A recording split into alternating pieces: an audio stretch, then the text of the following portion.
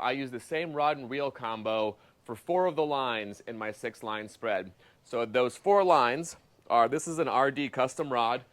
This is a trolling rod, and honestly, I don't think that you should have to buy custom rods for trolling. So it's medium tension rod, and it's paired with a Abbott. It's a Pro EX30. So I run these 30 wides on 4 of them. So the 2 outriggers, the shotgun, and the mid all run the same rod and reel combo. So they're done that way. So if you watch from the beginning, from last year when I started, I had smaller reels, and I caught plenty of fish on those reels, and most of the fish that we catch out here in Florida are going to be fine on those reels.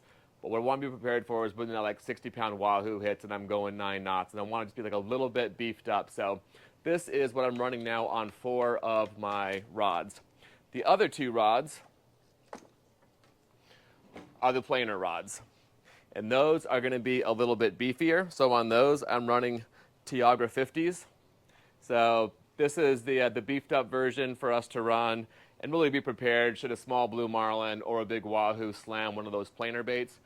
And the rod needs to be beefy just to pull that planer behind you, because as soon as that planer sets, it's going to put a lot of tension and drag on that rod. It's got to be able to handle it. These are RD custom rods. I'm not hooked on this specific rod for any reason, but just any kind of rod with a lot of backbone that can take that tension. My goal with pulling these rods is both capacity and elasticity. So on the capacity front, Tiger 50s are a big reel. So I've got 480 yards of 60-pound mono as the backing, and then 1,000 yards of 80-pound braid on top of it.